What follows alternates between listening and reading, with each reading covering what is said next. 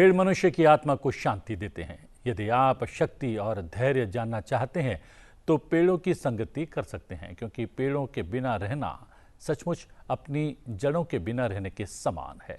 सुप्रभात, मैं हूं प्रतिबिंब शर्मा। आपके साथ सबसे पहले नजर डालते हैं आज की मुख्य गतिविधियों पर। 17वीं लोकसभा भंग, एनडीए की बैठक में नरेंद्र मोदी को सर्वसम्मति से चुना गया नेता। आज कर सकते हैं सरकार गठन का दावा पेश।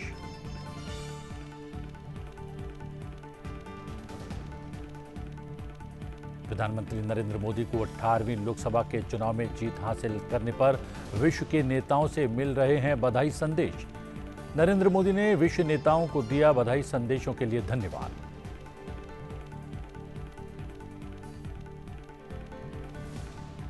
राष्ट्रपति द्रौपदी मुर्मू ने राष्ट्रपति भवन में निवर्तमान कैबिनेट मंत्रियों के लिए विदाई रात्रि भोज का किया आयोजन। उपराष्ट्रपति जगदीप धनखड़ और 17वीं लोकसभा के अध्यक्ष ओम बिरला भी हुए शामिल।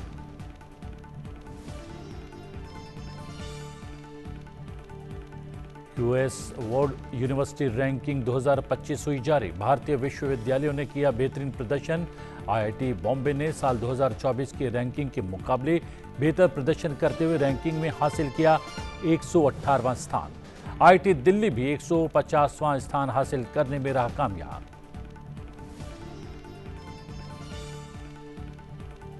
T20 विश्व कप के अपने पहले मैच में भारत ने आयरलैंड को 8 विकेट से हराया। भारत की जीत में कप्तान रोहित शर्मा का अर्धशतक शामिल।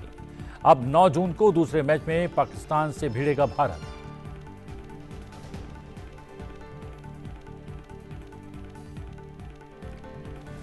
लोकसभा चुनाव परिणामों के बाद अब सरकार बनाने की कवायद तेज हो गई है।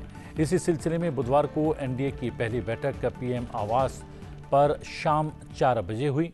1 घंटे चली बैठक में बीजेपी के वरिष्ठ नेता नरेंद्र मोदी को एनडीए का नेता चुन लिया गया। इस बीच प्रधानमंत्री मोदी के इस्तीफे और कैबिनेट को भंग करने की सिफारिश के बाद राष्ट्रपति द्रौपदी मुर्मू ने लोकसभा को भंग कर दिया है। आज एनडीए सरकार बनाने का दावा पेश कर सकता है।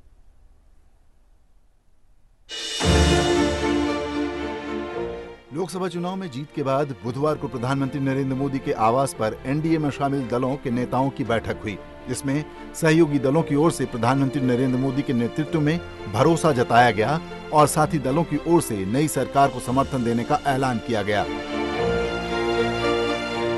इससे पहले 18वीं लोकसभा के लिए हुए चुनाव के नतीजे घोषित होने के बाद प्रधानमंत्री नरेंद्र मोदी बुधवार को राष्ट्रपति भवन पहुंचे। उन्होंने राष्ट्रपति द्रौपदी मुर्मू से मुलाकात की। प्रधानमंत्री ने केंद्रीय मंत्रिपरिषद के साथ अपना इस्तीफा सौंपा। राष्ट्रपति ने उनका इस्तीफा स्वीकार कर लिया और प्रधानमंत्री से नई सरकार बनने तक पद पर बने रहने का अनुरोध किया। लोकसभा चुनाव 2024 में जीत के बाद एनडीए की सरकार के गठन की कवायद शुरू हो गई है। बीजेपी और गठबंधन में शामिल दलों के नेताओं का दिल्ली पहुंचने का सिलसिला जारी है। एनडीए संसदीय दलों की बैठक में दल का नेता चुना जाएगा। इसके बाद एनडीए सरकार और प्रधानमंत्री का शपथ ग्रहण समारोह होगा। लोकसभा चुनाव 2024 में बीजेपी के नेतृत्व वाले राष्ट्रीय लोकतांत्रिक गठबंधन को पूर्ण बहुमत मिला है। चुनावों में बीजेपी सबसे बड़ी पार्टी बनकर उभरी है। उसने 240 सीटों पर जीत हासिल की है। सहयोगी दल तेलुगु देशम पार्टी ने 16, जनता दल यूनाइटेड ने 12 सीट, शिवसेना शिंदे गुट ने 7 सीट और लोक जनशक्ति पार्टी रामविलास ने 5 सीटों पर जीत हासिल की है। इसके अलावा जनता दल सेक्युलर, राष्ट्रीय लोक दल और जनसेना पार्टी ने 2-2 सीट जीती है। यूनाइटेड पीपुल्स पार्टी लिबरल, अखिल झारखंड छात्र संघ, राष्ट्रीय कांग्रेस पार्टी, हिंदुस्तानी पब्लिक मोर्चा और अपना दल सोनेवाल ने 1-1 सीट पर जीत दर्ज की है। लोकसभा में 543 सीटों में से बहुमत के लिए 272 सीटों की जरूरत होती है। चुनाव नतीजों को देखते हुए साफ है कि राष्ट्रीय लोकतांत्रिक गठबंधन को पूर्ण बहुमत मिला है और केंद्र में लगातार तीसरी बार एनडीए गठबंधन की सरकार बनेगी। 18वीं लोकसभा में जीत का परचम लहराने के बाद निवर्तमान प्रधानमंत्री नरेंद्र मोदी लगातार तीसरी बार प्रधानमंत्री बनने वाले हैं।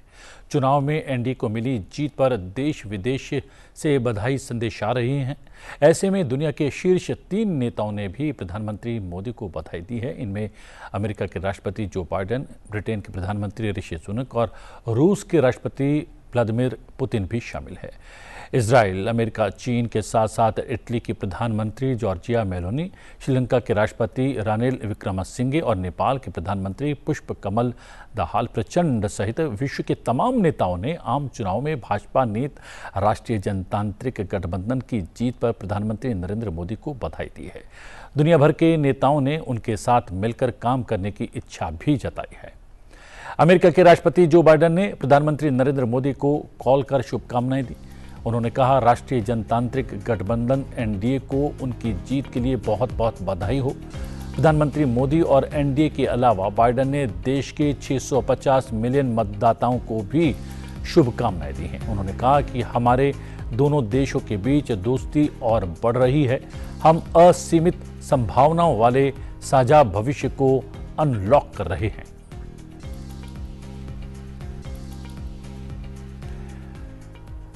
ब्रिटेन के प्रधानमंत्री ऋषि सुनक ने भी पीएम मोदी से फोन पर बात की और उन्हें बधाई दी। उन्होंने एक्स पर भी कहा कि यूके और भारत के बीच सबसे घनिष्ठ दोस्ती है। हम साथ मिलकर इस दोस्ती को आगे बढ़ाएंगे। खास बात यह है कि उन्होंने हिंदी में भी ट्वीट किया। भारत के सबसे पुराने दोस्तों में शामिल रूस के राष्ट्रपति व्लादिमीर पुतिन ने भी प्रधानमंत्री मोदी को बधाई दी। उन्होंने कहा कि आम चुनाव में भाजपा की जीत के लिए आपको बधाई। मेरी बधाई स्वीकार करें। हम नई दिल्ली के साथ विशेषाधिकार प्राप्त रणनीतिक साझेदारी के संबंधों को बहुत महत्व देते हैं। मैं ईमानदारी से आपकी सरकारी गतिविधियों में नई सफलताओं के साथ साथ अच्छे स्वास्थ्य और समृद्धि की कामना करता हूं। फ्रांस के राष्ट्रपति इमैनुएल मैक्रों ने भी नरेंद्र मोदी को बधाई दी। उन्होंने सोशल मीडिया प्लेटफॉर्म एक्स पर सेल्फी पोस्ट करते हुए लिखा कि भारत में दुनिया का सबसे बड़ा चुनाव संपन्न हो गया है। मेरे प्रिय मित्र नरेंद्र मोदी को बधाई। हम साथ मिलकर भारत और फ्रांस को एकजुट करने वाली रणनीतिक साझेदारी को और अधिक मजबूती देंगे।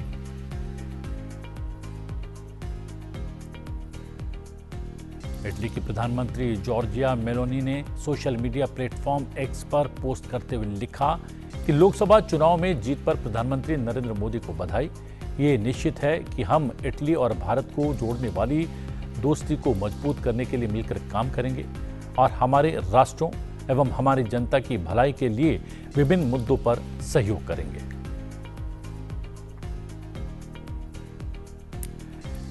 इजराइल के प्रधानमंत्री बेंजामिन नेतन्याहू ने भारत में आम चुनाव में भाजपा की जीत पर अपने समकक्ष नरेंद्र मोदी को बधाई दी और उम्मीद जताई कि भारत इजराइल संबंध नई ऊंचाई पर पहुंचेंगे।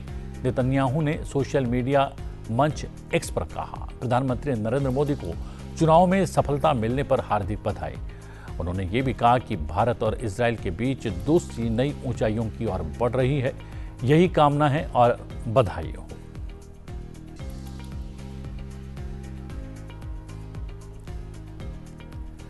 श्रीलंका के राष्ट्रपति रानिल विक्रमसिंघे ने भाजपा नेत राष्ट्रीय जनतांत्रिक गठबंधन की जीत पर बधाई दी है और साथ ही प्रधानमंत्री नरेंद्र मोदी के नेतृत्व में भारतीय जनता की समृद्धि और प्रगति का पर विश्वास जताया है।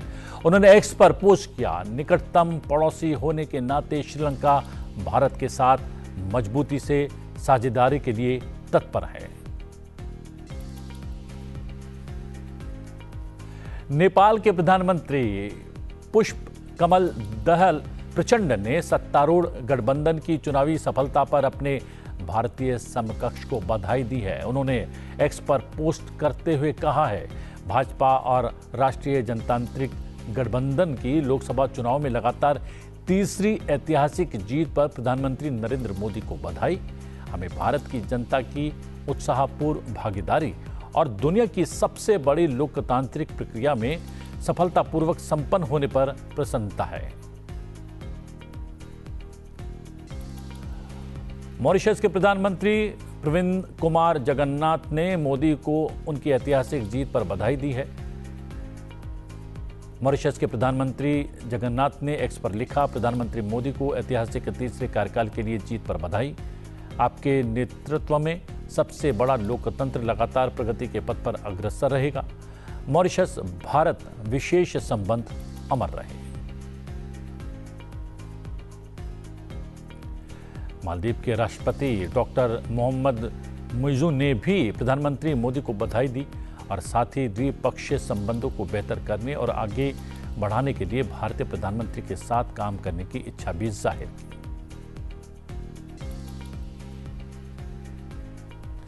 भूटान के प्रधानमंत्री शेरिंग तोब्गे ने भी प्रधानमंत्री मोदी और राष्ट्रीय जनतांत्रिक गठबंधन को लगातार तीसरी ऐतिहासिक जीत के लिए बधाई दी और कहा कि वो उनके साथ मिलकर काम करने के लिए काफी उत्सुक हैं।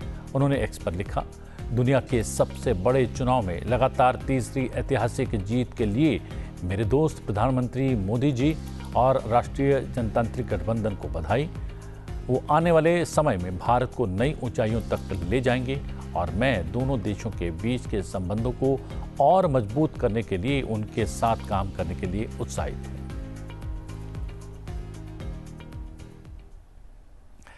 प्रधानमंत्री नरेंद्र मोदी ने चुनाव में जीत हासिल करने पर विश्व के नेताओं के बधाई संदेशों के लिए उनका आभार व्यक्त किया है। प्रधानमंत्री मोदी ने सोशल मीडिया प्लेटफॉर्म एक्स पर विश्व के सभी नेताओं के संदेशों का जवाब भी दिया। राष्ट्रपति द्रौपदी मुर्मू ने 5 जून को राष्ट्रपति भवन में प्रधानमंत्री नरेंद्र मोदी के नेतृत्व में 17वीं लोकसभा के निवर्तमान केंद्रीय मंत्री परिषद के लिए रात्रि भोज का आयोजन किया। विदाई रात्रि भोज में उपराष्ट्रपति जगदीप धनखड़ और लोकसभा अध्यक्ष ओम बिरला भी शामिल हुए।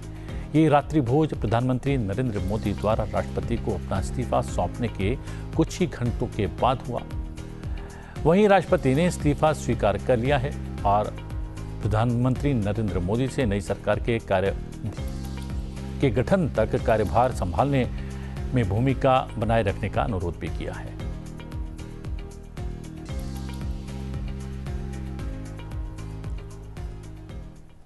वर्ल्ड एनवायरनमेंट डे यानी विश्व पर्यावरण दिवस के अवसर पर लोगों को पर्यावरण के प्रति जागरूक करने के लिए खुद प्रधानमंत्री नरेंद्र मोदी एक कैंपेन की शुरुआत कर चुके हैं। इस कैंपेन को एक पेड़ मां के नाम दिया गया है।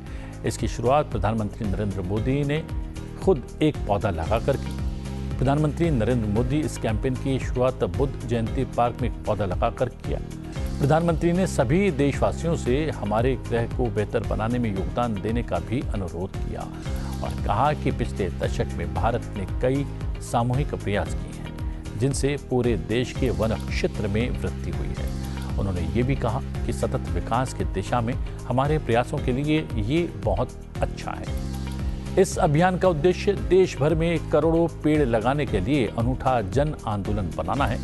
इस अवसर पर प्रधानमंत्री के साथ केंद्रीय पर्यावरण मंत्री भूपेंद्र यादव और दिल्ली के उपराज्यपाल विनय कुमार सक्सेना भी शामिल थे।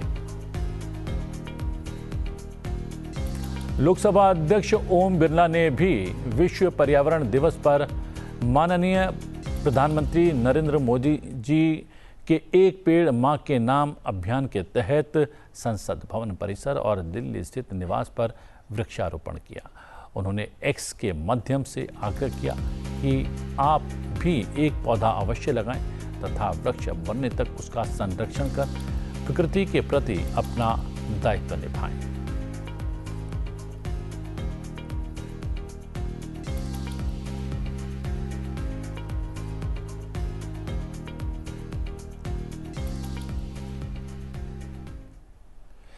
विश्वविद्यालय की वैश्विक स्तर पर रैंकिंग जारी करने वाले क्यूके रेली सेमोन्स द्वारा आज 5 जून 2024 को ताज़ा रैंकिंग जारी कर दी गई है, यानी कि कल कर दी गई है। और इस बार भारतीय विश्वविद्यालय की रैंकिंग में काफ़ी सुधार भी हुआ है।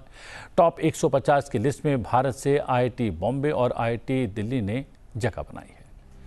भारतीय प्रौद्योगिकी संस्थान IIT बॉम्बे एक बार फिर देश का सर्वश्रेष्ठ संस्थान घोषित किया गया है। इसके बाद दूसरे स्थान पर IIT दिल्ली का है।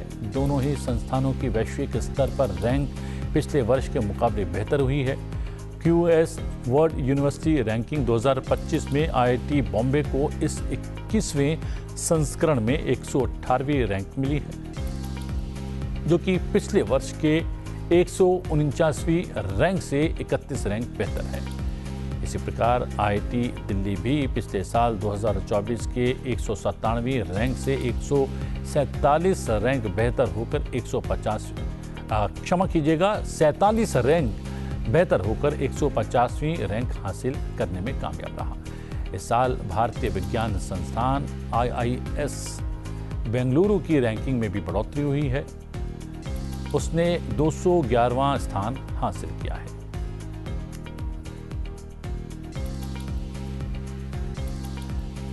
इस वैश्विक रैंकिंग में IIT खड़गपुर 222वें स्थान पर, IIT मद्रास 227वें स्थान पर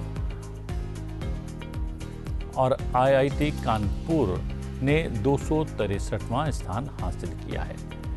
इस सूची में दिल्ली विश्वविद्यालय को भी शामिल किया गया है। दिल्ली विश्वविद्यालय ने 328वां स्थान प्राप्त किया है। इसके बाद IIT रुड़की 335वें, IIT गुवाहाटी 344वें और अन्ना विश्वविद्यालय 383वें स्थान पर रहा।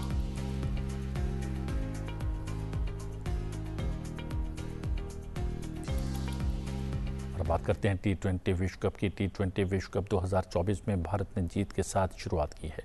अपने पहले मैच में भारतीय टीम ने न्यूयॉर्क के नासाउ काउंटी अंतर्राष्ट्रीय क्रिकेट स्टेडियम में आयरलैंड को 8 विकेट से हरा दिया। टॉस जीतकर पहले बल्लेबाजी करते हुए आयरलैंड की टीम 16 ओवर में 96 रन पर सिमट गई। जवाब में टीम इंडिया ने 12.2 ओवर में 2 विकेट गंवाकर लक्ष्य हासिल कर लिया। ऋषभ पंत ने 13वें ओवर में बैरी मैककार्थी की गेंद पर रिवर्स स्कूप से छक्का लगाकर मैच खत्म कर दिया। भारत की ओर से कप्तान रोहित शर्मा ने 52 रन बनाए। हालांकि वो रिटायर्ड हर्ट हो गए। अब तक उनकी चोट की गंभीरता का पता नहीं चल सका है।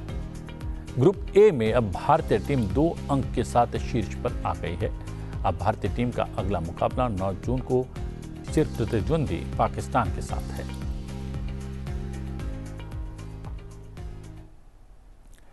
अठारहवीं लोकसभा के लिए चुने गए सांसद और बीजेपी के वरिष्ठ नेता भूपेंद्र यादव से हमारे संवाददाता नवविक्रम ने खास बातचीत की।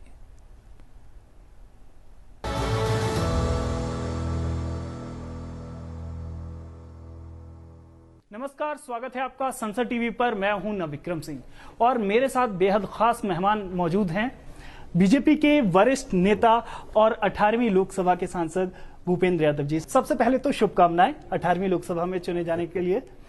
सर, पहला सवाल हम आपकी पॉलिटिकल जर्नी पर समझना चाहेंगे, क्योंकि हमारे दर्शकों को बताइए कि किस तरीके से राजनीतिक जीवन की शुरुआत हुई। आप अधिवक्ता परिषद के अध्यक्ष भी रहे और इसके अलावा आज तक जो पॉलिटिकल जर्नी रही है लोकसभा के सभा तक। नहीं, अधिवक्ता परिषद का मैं राष्ट्रीय महामंत्री रहा। भारतीय जनता पार्टी का राष्ट्रीय मंत्री से लेके राष्ट्रीय महामंत्री रहा। 12 वर्ष राज्यसभा का सदस्य रहा। संसद की विभिन्न समितियों का में काम करने का अवसर मिला और माननीय प्रधानमंत्री जी के नेतृत्व में मुझे केंद्रीय कैबिनेट में भी काम करने का अवसर मिला।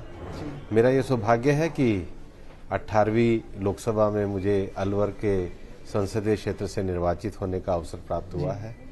मैं आपके इस टीवी के माध्यम से सबसे पहले तो अपने अलवर के सभी लोगों का आभार व्यक्त करना चाहता हूं कि उन्होंने मुझे अपने प्रतिनिधि के रूप में निर्वाचित किया और लोकसभा सदस्य के रूप में निश्चित रूप से देश की राजनीति में, संसदीय विषयों में और सभी विषयों में योगदान देते हुए अपने निर्वाचन क्षेत्र और संसदीय क्षेत्र के लिए काम करना भी लोकसभा के सांसद की प्राथमिकताएं होती हैं और मैं उन विषयों को पूरा करूंगा। सर, वही समझना चाहेंगे क्या प्राथमिकताएं रहेंगी खासतौर पर? देखिए, हमारे क्षेत्र में पानी का भी विषय है, विकास का भी विषय है, दिल्ली के बहुत नजदीक है, एनसीआर का विषय है।